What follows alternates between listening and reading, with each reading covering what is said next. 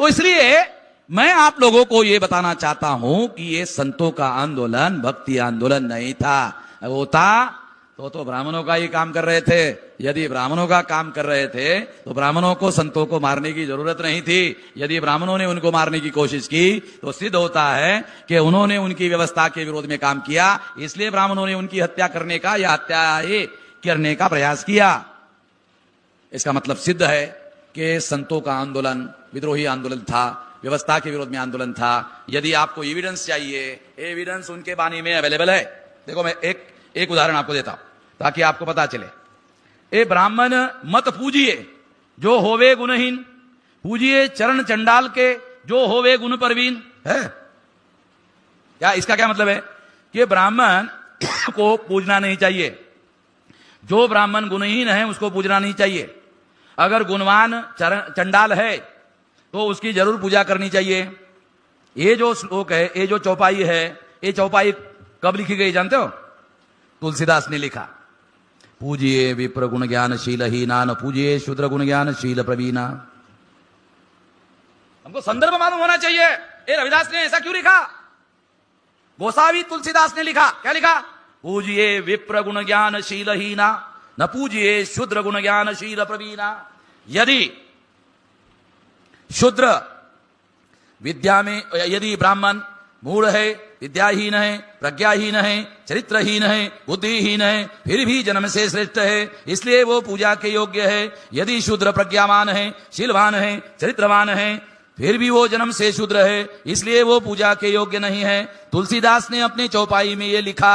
इसका जवाब देने के लिए इसके विरोध में रविदास जी ने लिखा, ब्राह्मण मत पूजिए जो होवे गुणहीन, पूजिए चरण चंडाल के जो होवे गुण परवीन। अब लड़ाई समझ में आ रही? लड़ाई है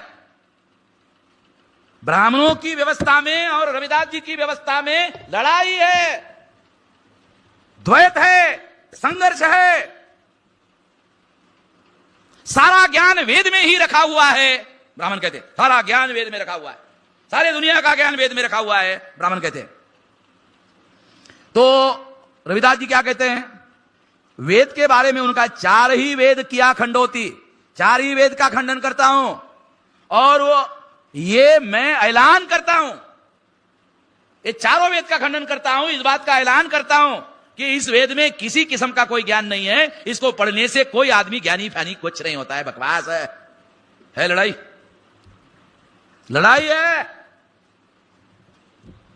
अगर ब्राह्मणों के धर्म में, ब्राह्मणों की व्यवस्था में, ब्राह्मणों के विचार के विरोध में लिखित दस्तावेजी प्रमाण रविदास जी उसके विरोध में कहते हैं, इसका मतलब यह है कि हमारे महापुरुषों के द्वारा ब्राह्मणों की व्यवस्था के विरोध में विद्रोह का आंदोलन चलाया जा रहा था। और जिस समय में रविदास जी जीवित थे उस समय में रविदास जी उसका नेतृत्व कर रहे थे। कोई सामान्य काम नहीं कर रहे थे। नेतृत्व करना कोई सामान्य मामला नहीं। नेतृत्व करने का मतलब है लाखों लोगों को प्रेरणा देकर वही कार्य करवाना जो कार्य वो खुद करते थे। जो कार्य बाबा साहब अंबेडकर ने, ज्योतिराव फुले ने बाद में किया, वही कार्य अपने समय में ज्योतिराव फुले ने किया। अगर इस समय में बाबा साहब अंबेडकर ने जो काम किया उस समय रविदास जी ने वही काम किया। उस समय के रविदास जी अंबेडकर थे, मैं ऐसे मानता हूं। हमको इसके बीच में किसी किस्म का कोई द्वैत खड़ा नहीं करना चाहिए। जो द्वैत खड़ा करने वाले लोग हैं वो बाबा साहब अंबेडकर और रविदास के दोनों के शत्रु, दोनों के दुश्मन हैं। इससे हम लोगों को सतर्क रहना चाहिए, हमको बचना चाहिए। तो इस तरह से साथियों, ये जो आंदोलन है भक्ति का नहीं, ये आंदोलन विद्रोही आंदोलन था। और अगर ये विद्रोही आंदोलन था, ये भक्ति का आंदोलन नहीं था, तो ब्राह्मणों ने इसे भक्ति का प्रचार क्यों किया?